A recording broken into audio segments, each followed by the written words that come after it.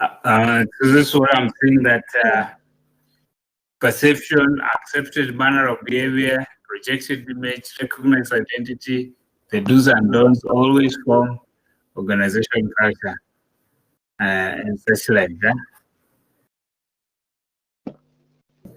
that. Types of culture. This is what we said are some of the types of culture that you can think of in organizations.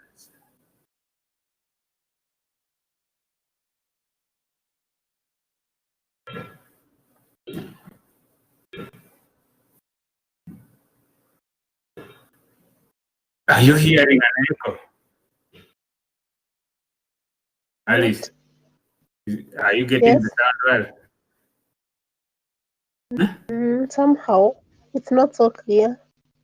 Okay. Let's do some correction.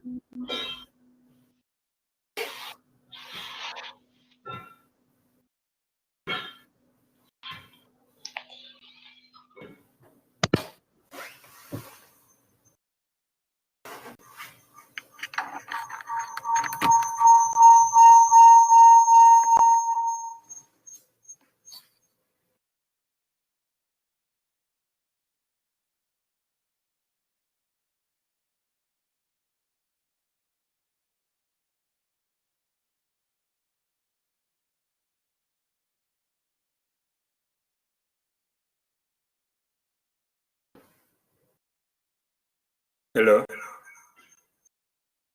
Yes. Hello? Can you hear me? Yeah. Is it clear now? Yes. Yeah. Is it clear? Good.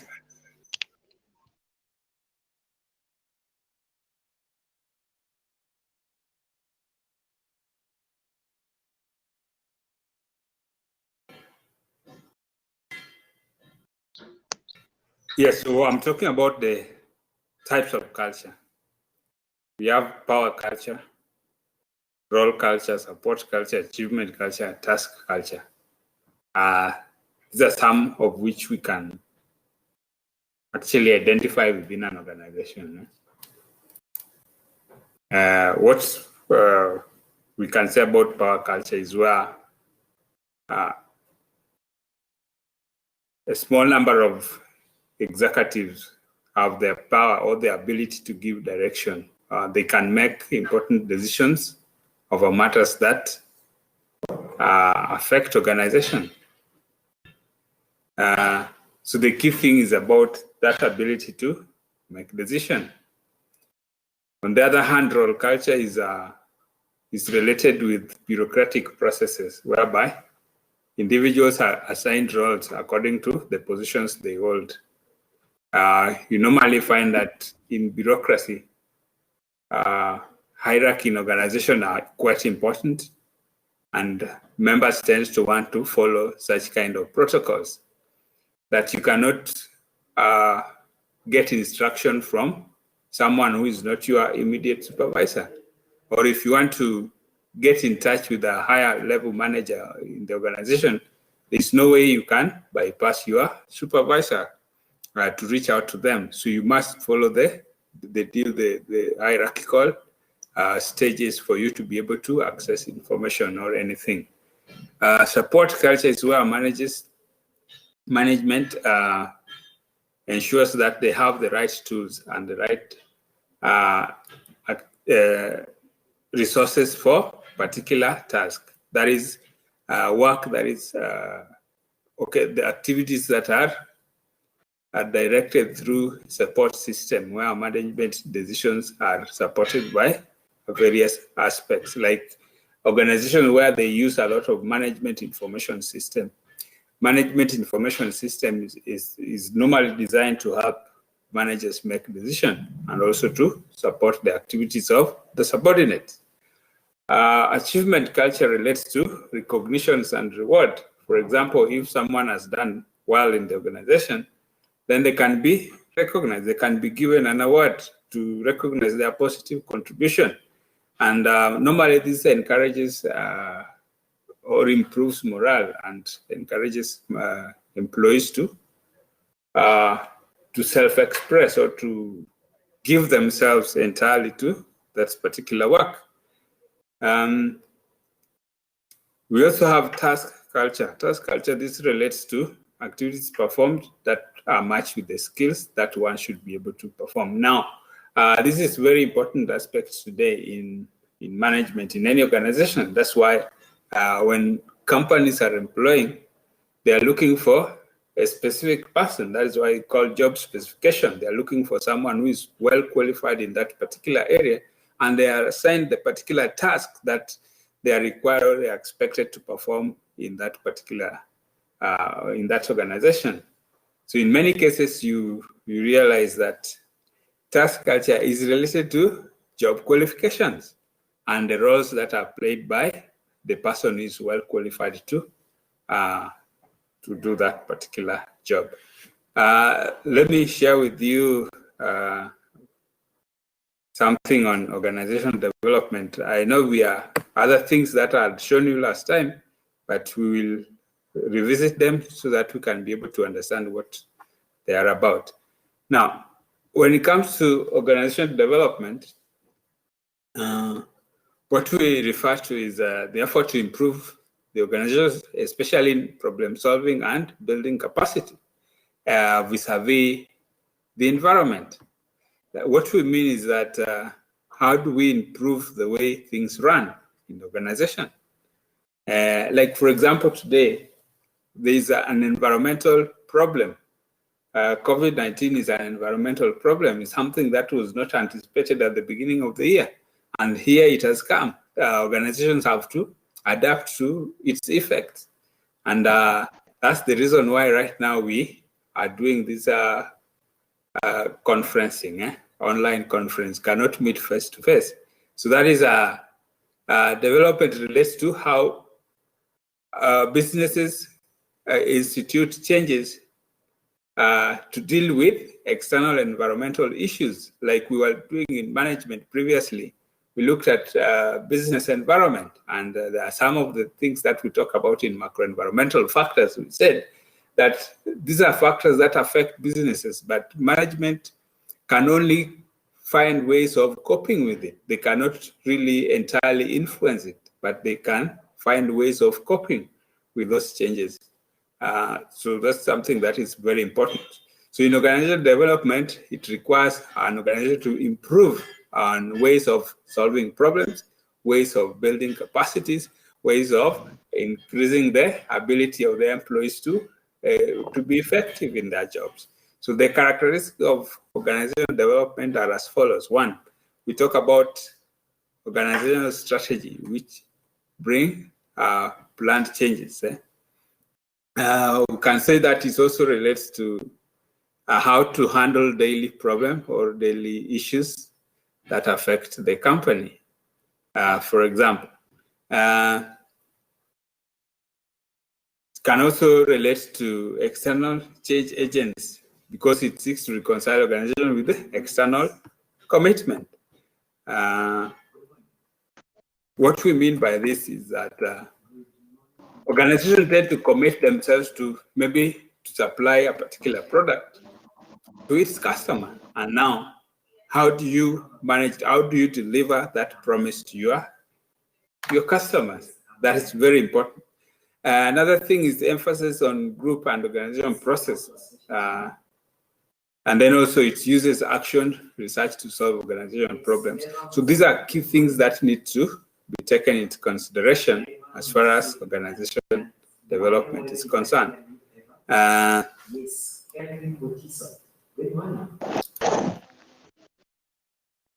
we together?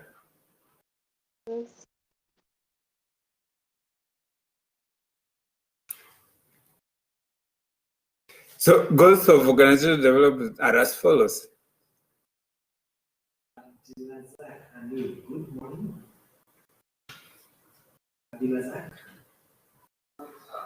The following goals are very important to consider. When we talk about organizational, what are the objectives? Goals tend to be also referred to as objectives. And one is to develop a self-renewing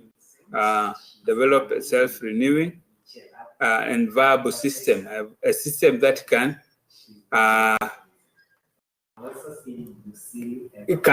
self-develop. It can bring in trade and give a situation that creates cohesiveness in organization. That when a change comes, it doesn't upset everything or cause turmoil, but a change can be smoothly instituted and without any issue or bringing friction within the company. Another thing is about create an environment in which authority assigned, role is performed, so that those roles assigned to the members of the organization, they are performed. It also increases openness. It creates conditions in which conflicts are effectively managed, and also it builds teamwork through collaboration, and also it increases level of trust. Next is the process of organizational development. We talk about the process of organizational development. The first and most important aspect here is identifying a problem, that is problem recognition, where managers need to recognize this is a problem, especially related to morale issues, related to inadequate resources and such like. Those issues must be taken into consideration. Like there's been a challenge, for example, in institution, because when COVID came, it was not dealt with. There's a way exams had not been done, activities were planned, had not been completed. Now that is a problem. How do you handle it? Now it's the management that need to know. Like, for example, those who are doing the ZTech university programs, they are not done exams. For example, when the institutions closed. So that was a problem. How do you now administer exams online? No, this is a problem. So that problem must be dealt with. Organization and diagnosis, that's the second step. This is finding what the actual problems are and getting facts about it, getting to know the details. How does that problem come about? What are some of the nature? What is the nature of the problem that is currently facing the organization? And find out detailed information about it so that you can effectively deal with it.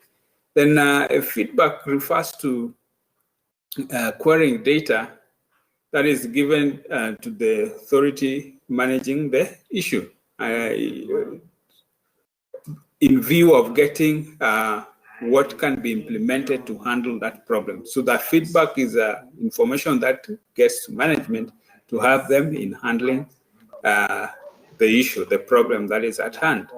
Like right now, the problem came into Kenya, and the president, being the CEO of the country, had to find ways, how do we deal with this issue? Then he involved the stakeholders, the Ministry of Health, the Ministry of Security, and every other person that is involved. And then he had to come up and make a decision on what is to be done. So the key thing about feedback, once the problem is there, then you send your team, your people on the ground to find out how can this problem be handled? What are some of the modalities that can be used? So like, for example, mostly here in Kenya, we see the Ministry of Health giving daily briefing about the effect of COVID in Kenya. They tell us about infection, they tell us about measures that are being put in place. Then, of course, someone is needed. The CEO at times come, like right now, is expected to come and state whether lockdown will be lifted or not. So such kind of things must happen. So feedback is very important. Now, stage 4 is development of change strategy. That is, now, if, for example, the problem is there, then you have come up with ways of solving it. Then now the key thing is implementing those changes. Like we see here in Kenya, when the disease came abruptly into the world, then after gathering data about the key issues that need to be done, then they were to be implemented. That's why there's a curfew from 7 to 5, That's why there is mandatory wearing of mask when you are in the public. There is washing of hands, and sanitization. All these have been put in place. They change strategies so that it helps deal with the problem. There is capacity in public transport where keeping social distance is important. So any problem that arises, whether it's in organization, whether it's at home, there must be development of ways of dealing with it. And then after which you have to measure and implement. Measure and evaluate. You have to measure and evaluate. So these are key efforts that need to be taken into consideration. Now, at the end of the day, you need to determine whether whatever measures you put in place, did they achieve your objective? That is very important. So remember, all these key issues are quite important. Are we together? Any questions? Stephen, welcome back. We shall also be looking at how these businesses are run and they are operated. Now, we want to look at supervision next. Supervision is a key area also, very important for managers. Supervision. From partnership, we shall look at cooperatives. From cooperatives, we shall look at... is there any question up to that point?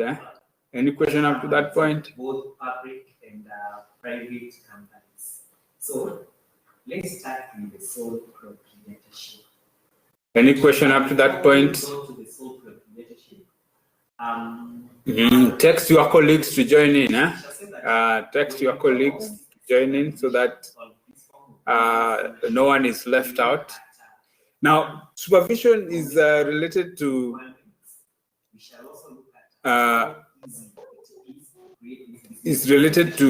linking management and workers. That is, managers taking charge and look at what the employees are doing in order to guide them, to lead them, to show them what are some of the key activities they are supposed to do.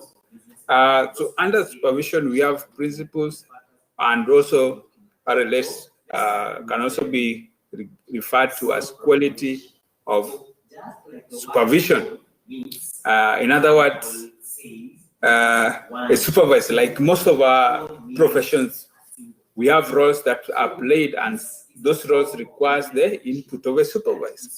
And in this case, we want to look at some of those principles of quality. One is that one must understand the physical organization or which they are operating it in. For example, they must understand which organization, which is the organization that they are operating in. For example, get to know where you are doing the work of supervision. If it's a restaurant, you need to understand the facilities of the restaurant. You need to know how many tables are there, how many staff members do you have, what are the responsibilities, what are the line of powers, who is supposed to perform which role, supposed to do what. So you need to be able to understand that for it to be an effective supervisor. So you find that the key thing that one must understand is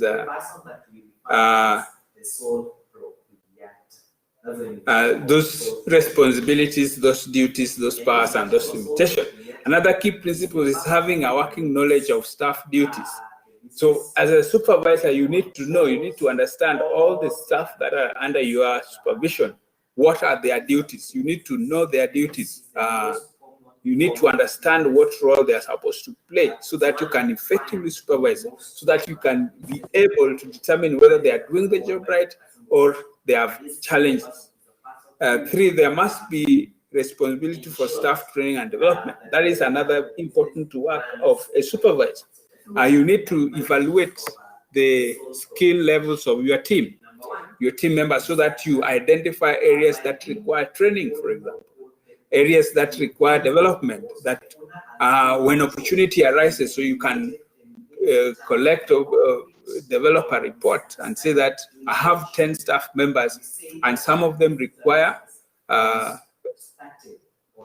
skill improvement or skill development or training or refresher courses so that they can improve on their performance. Another very important, plan ahead. When you are planning ahead, you need to remember, you need to be very keen, get to know about policy changes that might arise, get to know about the holidays, like public holidays, get to know about those key aspects. Important dates in the calendar are very important for a supervisor, so that you plan your work knowing that there are all those issues that will arise in the future. Like, you don't order and say that, hey, on 1st of June, this is what you are going to do, not knowing, not remembering that it is a public holiday. So that's a very important aspect that needs to be remembered. Then also, they should be disciplined. They should themselves, the supervisor themselves must be disciplined. Before you demand discipline from your team members, you yourself must be disciplined as a supervisor. Of course, loyalty is no question about that.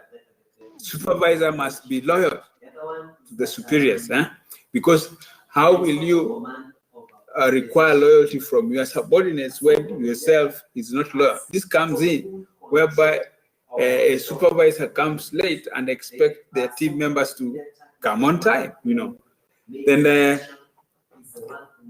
very important, a supervisor must be a leader, somebody who is has got decisional, who plays decisional or perform decisional roles. And in this case, they must be analytical. They must have judgment. They must be able to review situations. They must be able to diagnose issues or situations and come up with ways of dealing with them. Essentially, a supervisor is a leader, somebody who is capable of leading. Must be cost conscious, very important, not wasteful. There are people who could be wasteful in organization. Very important, quality of a leader, effective communicator. Very important. They also need to lead by example. They also need to strive to create a good relationship between staff members and ensure that quality service is given to customers. So they must also, as much as they are supervising their team, they also must to ensure that customers are well served. Are we together? Let's look at types of supervisors. One's own business. Yes, if I ask most of you, I know the team. We have 3 types of supervisors here. We have job-oriented, business owners. But if I ask you how easy work-oriented, and work or job-oriented supervisors. Job-oriented is mostly applying the procedures of work. Work-oriented is mostly interested in performance, while job and work supervisors are concerned with both methods. That is, applying both methods in supervision. That is, both the application of procedures and work performance. So you have those 3 different types of supervisors. With this form of business organization, it is the same with the owner. A sole proprietorship and the owner are not separated. This is what we call they are unincorporated. Yeah, so I want us to look at something else relating to management by objectives. I want us to look at management by objectives. Management by objectives has been a very important aspect in organization. Just let me put that slide so that you can be able to check on it. So just a moment to put the slide for management by objective. The other one is that there is lack of continuity. I've just said that for sole proprietorship, the owner of the business is one with the business. If the owner of the business dies, the business also comes to an end. That's how sole proprietors act. Sole proprietorship is like, and like for companies, even if the people who started the company die, the company continues to run normally. Now, meanwhile, I need to give you some questions to check on related to that, related to what we have just been discovering about supervision and organization development. So just a moment, I give you a question to chew on. Question for discussion. Where is Ian? Steve, what happened to Ian? Yes, when you talk about this sole proprietorship, the chances of getting capital can only come from the owner, or maybe from banks, and this is a small business. So if it being small, you can have discussion. Huh?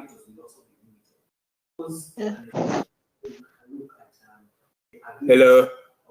You can unmute and discuss a few things. As I am putting the other issue management by objectives together. Okay.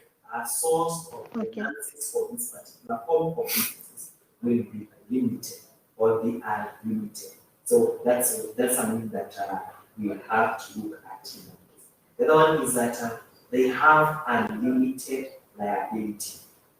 Yes, when you talk about sole proprietorship, we have unlimited liability. I already hinted earlier on that the sole proprietorship and the sole proprietor are one and the same thing. There is no separation between the business and the owner. The owner of the business is the same with the owner of the business is the same with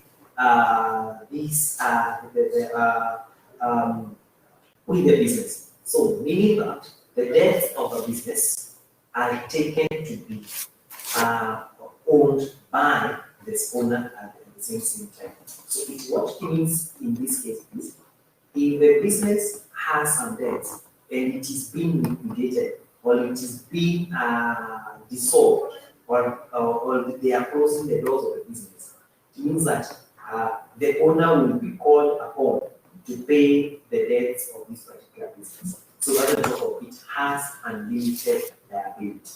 So the business is taken to be one and the same thing when you compare it with the owner. So that's on top of unlimited liability.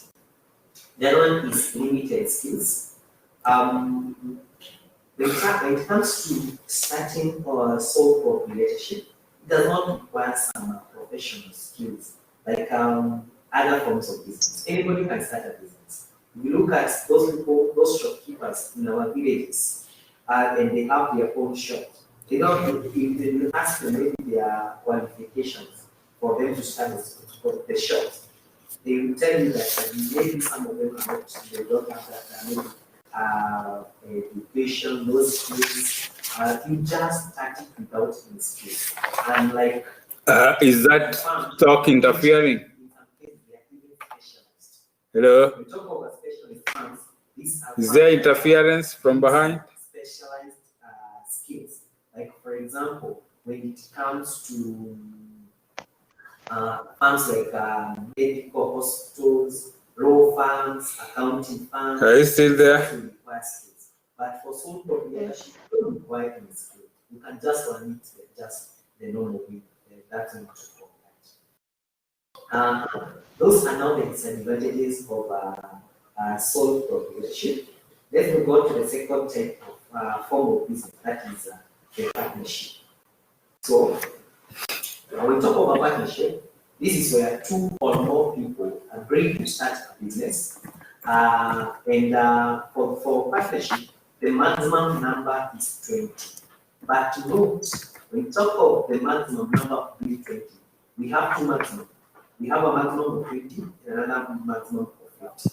When we talk of a maximum of 20, this is for general partnerships.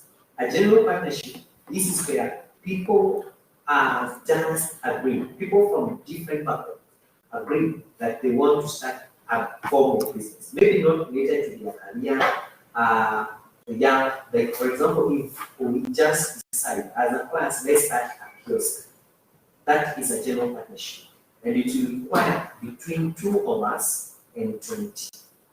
That's on top of a general partnership. Then we have what we call the specialized partnership or professional. Hello. You hear something else apart from me? Now, management by objectives. Management by objective is also known as management by results. This is what I wanted us to share so that at least we can be able to be on the same page. It has become a very important aspect in running of organizations because it ensures or it drives members of the organization to come up with objectives, their own personal goals.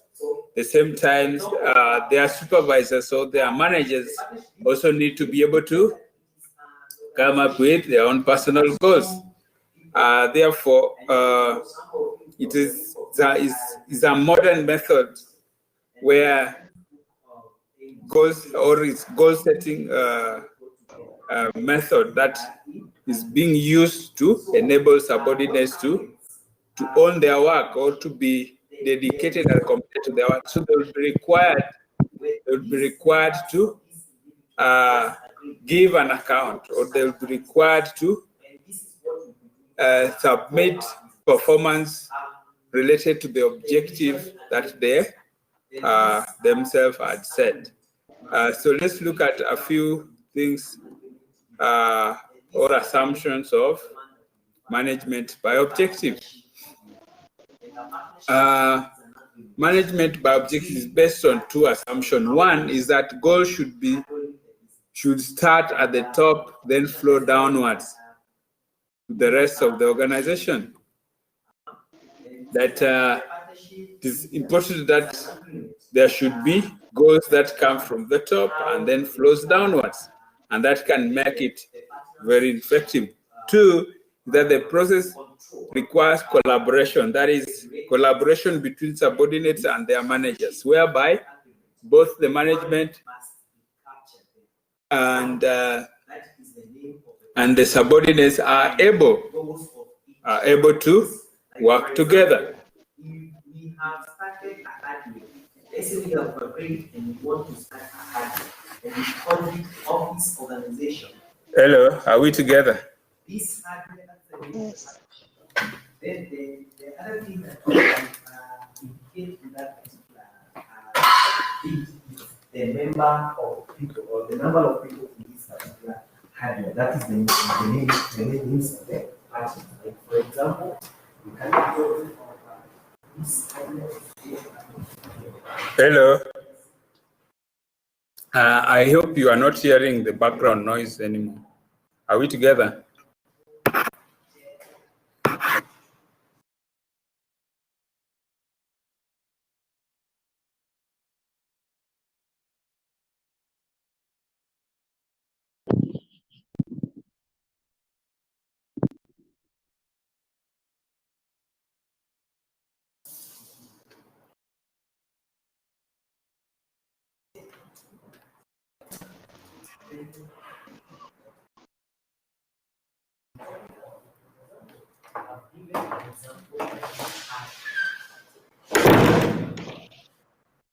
Hello. I think I've moved away from where the other person was, and now I think we can be able to interact effectively. Just tell me, you can't hear anything? Jacinta, you can't hear anything? I can hear now. Are we together? Yes. Jacinta? Yes. Alice, are you hearing? Type yes if you can hear me. Very well, very well. I think we can proceed. Now, I was talking about management by objective, and I said that it is where there is collaboration between top management and employees, whereby both set their goals, and these goals will determine the success of the activities that they perform. Now, how does it work? That is a very important aspect that one might ask themselves about management by objectives. That how does management by objectives work? The first thing is that top management normally starts by scanning the environment and coming up with the overall goals of the business.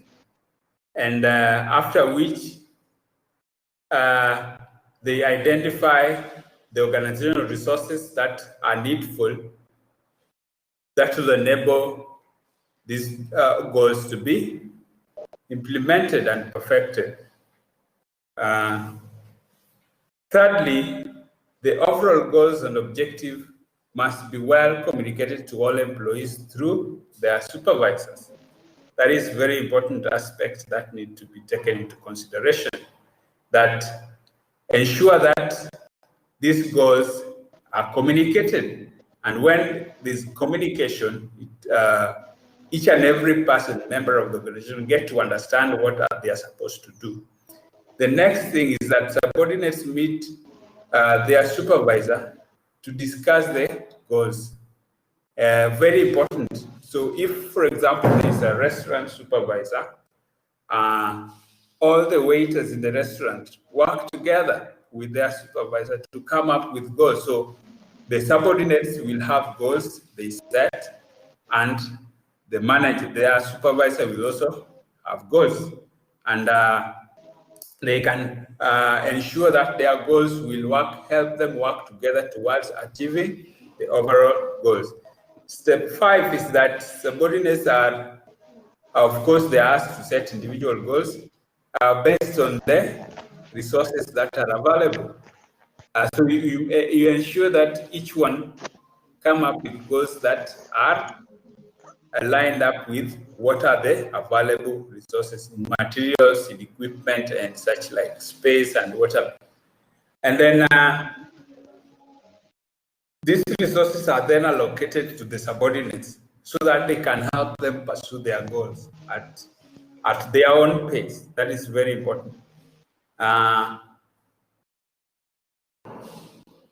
Another key aspect that is done is that each time the superior holds periodical meeting with subordinate to evaluate the degree of goal attainment. This is a very important aspect. Number 7 is a very important aspect in management by objective, because normally we tend to set goals and wait until the period ends when we evaluate.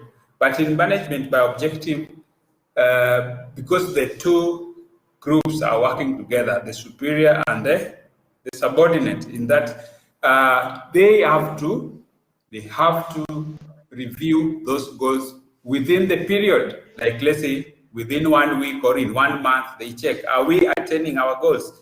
What level are we as far as goal attainment is concerned? And then should there be any issue or any deviation from what is expected, then a review can be done or adjustment can be made. Another key thing is that at the end of the period, the management and subordinates meet to assess the extent of goal attainment. For example, if goal attainment period was 3 months, then at the end of 3 months, both will meet to determine whether they have been successful or not. Lastly, you can talk about the subordinates who have attained or achieved their goals are normally rewarded or given bonuses because they have been able to meet their objectives. They are also allowed to set now other goals, maybe set higher goals than what they had previously set. Now, those who have failed to achieve their goals, what actually is done? I would ask yourself. We see that remedial measures or action will be taken towards them. Maybe they can redo the work they are supposed to do. What else can be expected of them? Those who are not able to achieve their goals. Maybe you can review what are the terms of the objective that was set. Were they set too high, or were the resources aligned up to the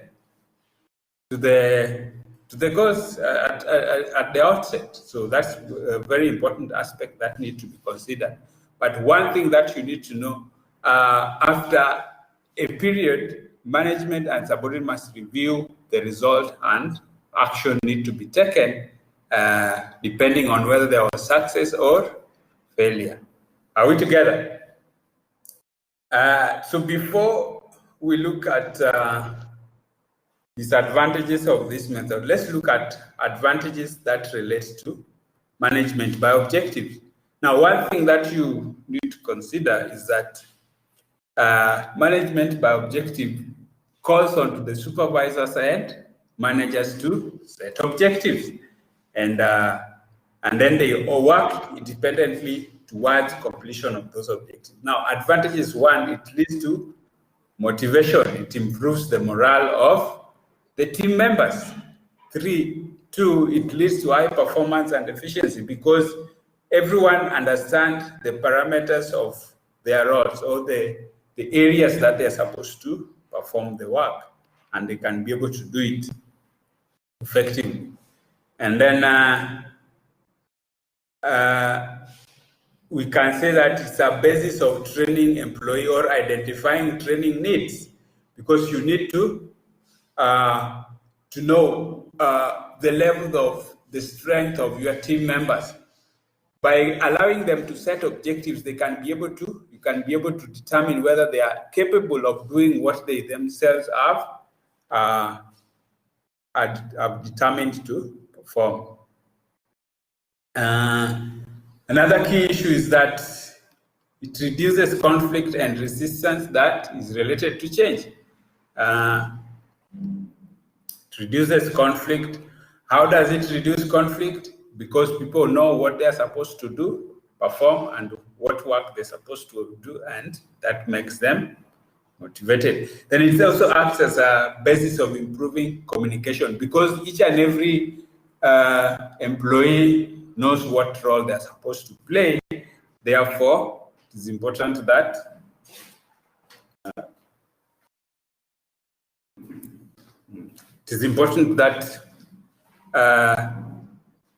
effective communication can be delivered to them.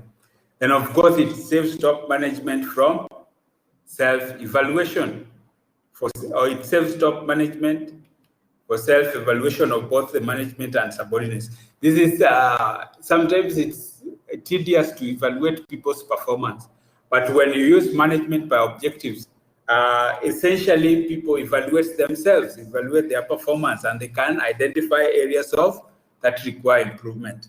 Now, I want us to look at some of the challenges that relate to management by objectives. Do you think it has got challenges, Caroline? Yeah, and identify some challenges or problems with management by objective. Yes, can I hear people voices? Alice, what do you think are the challenges of management by objective?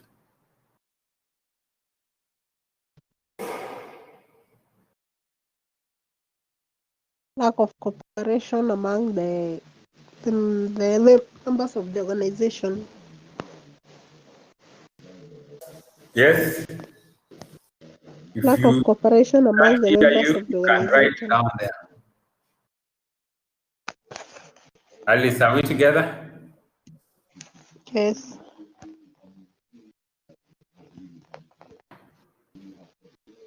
Stephen, you are so quiet. What do you think? Let me hear whether people have understood What about communication, Caroline? Yes, time consuming. That is a good one from Mary.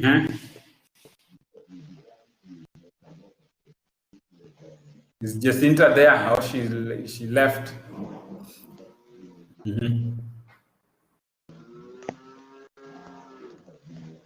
Let me see people's contribution. Yes, it can be time consuming. That's a very important disadvantage. It's time consuming.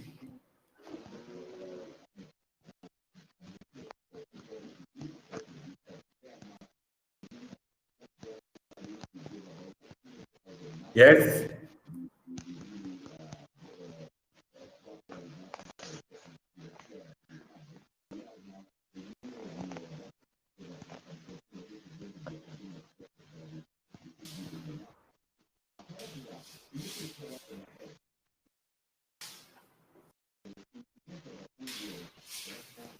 Someone's contribution, Alice, what do you think?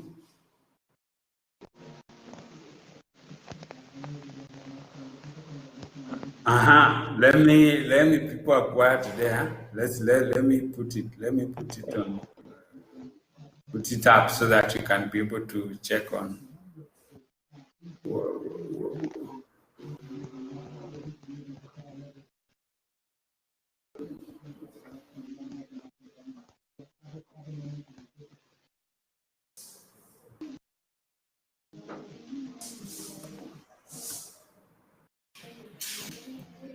Yes, disadvantages are as follows. One, it's time consuming, very important.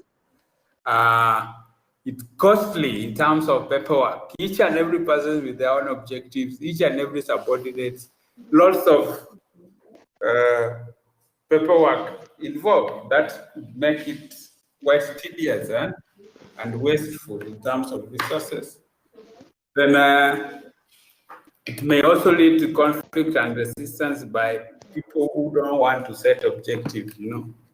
There are those guys who are how comes we are told to set objectives. It makes some individuals who are not willing to do that at conflict with their supervisors.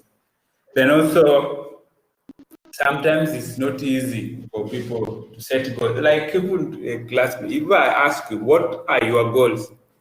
Your goals as far as your course is concerned. Some of you might be hard pressed. Now, what are my goals really?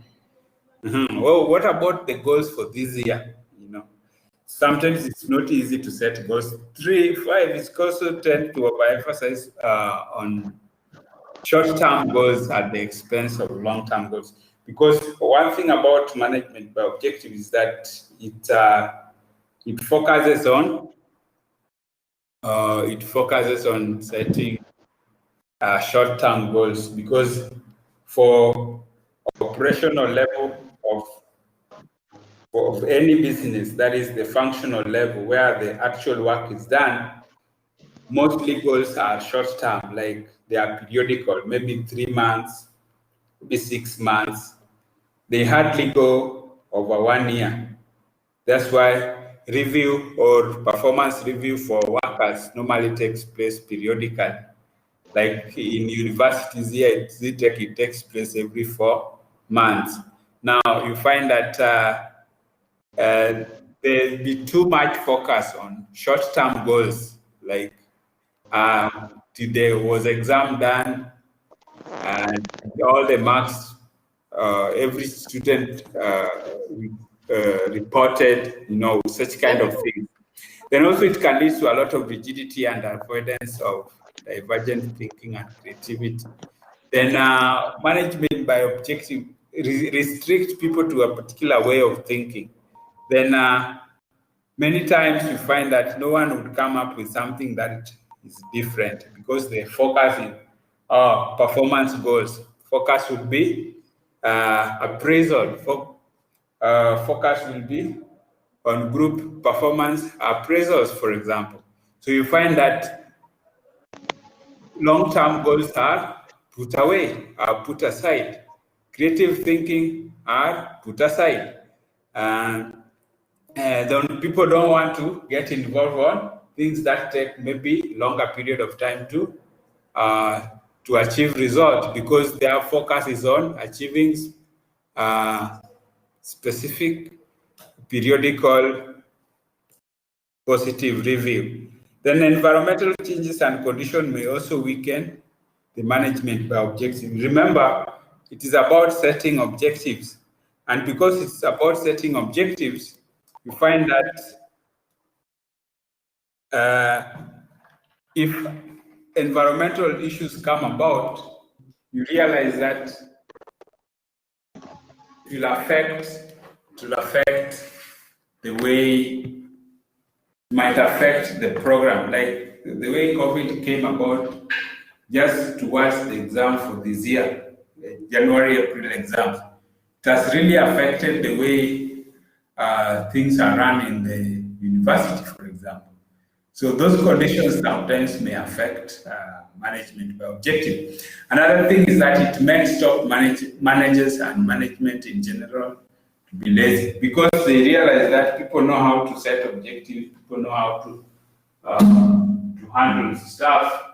Then why bother? Why give themselves to heavy work of objective setting, of monitoring, and whatever? So many times you find that management find a field day, a reason to relax. Are we together? Are we together? Good. Yes. So that is management by objective. Is there any question up to that point?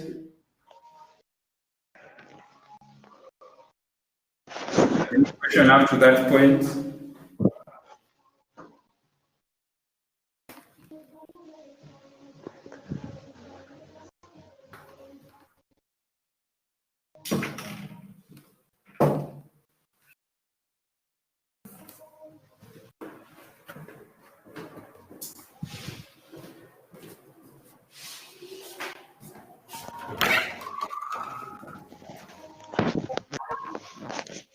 If the business is formed, maybe to deal with the problem of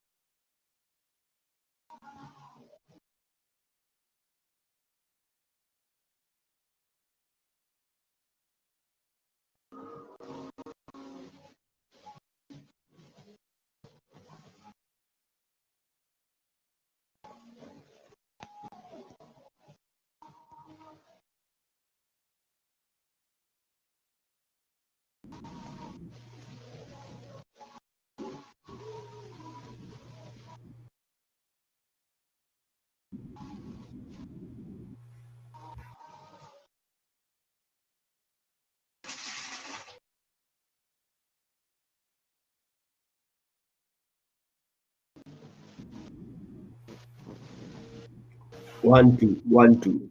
Mic testing. 1 2 1 2. Mic testing.